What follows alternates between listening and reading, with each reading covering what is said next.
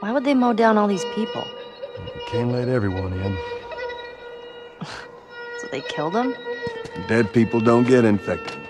It's kind of shitty.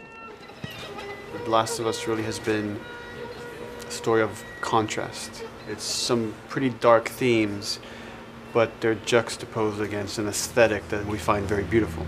That contrast is visual, but it's also in the environment. The world we decided was actually its own character.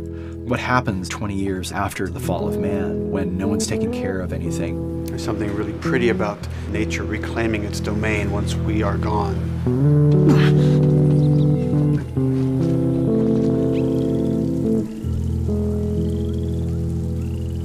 So everything we're doing in the environments is relating back to what you should be feeling in the story or what's happening to these characters. You as a player, you as Joel, you can look at these things and reflect about how much we've built and what we've lost.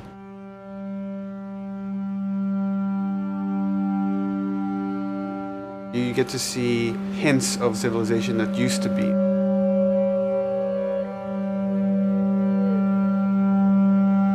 Each level has, a lighting artist, a modeler, and a texture artist, and we all work together. This was the block mesh that they gave me, and it's at the interior of a building. I had to be mindful of where I had set the lighting up in the color script, how it would be coming through the windows and lighting this area, which would give us this concept.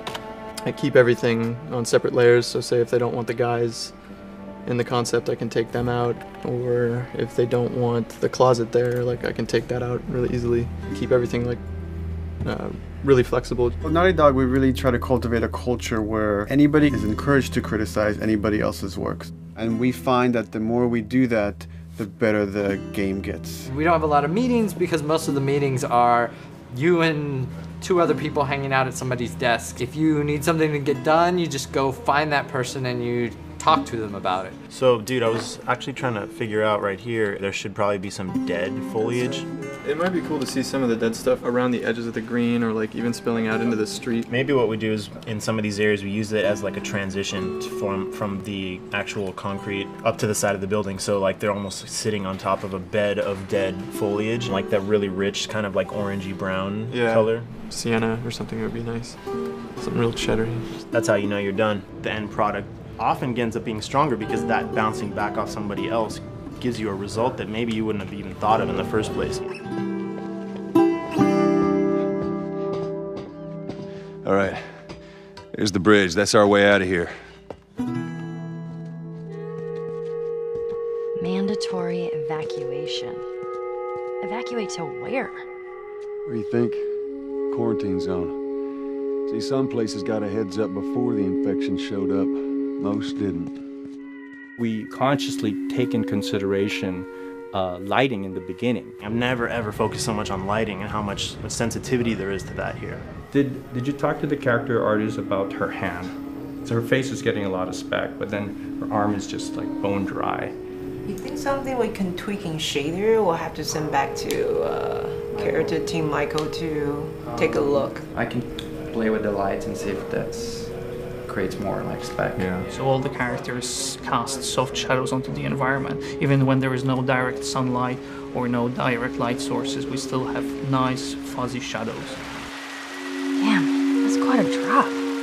If you shine a light on a red wall, it will bounce the red lighting on the whole environment, making it red. Everything should have a bounce lighting, otherwise the world is gonna feel dry and unrealistic.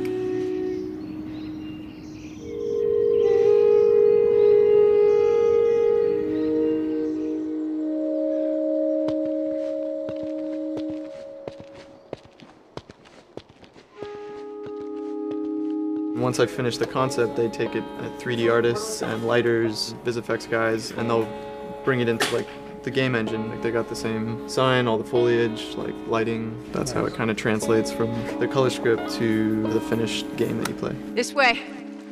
If we cut through downtown, we can hit the Capitol building by sunrise. We hope. This engine is really driven in a way towards a very high level of cinematic control. Hopefully, if we achieve our goal, you'll see it is beautiful. There are these truly beautiful moments amid all this chaos and destruction.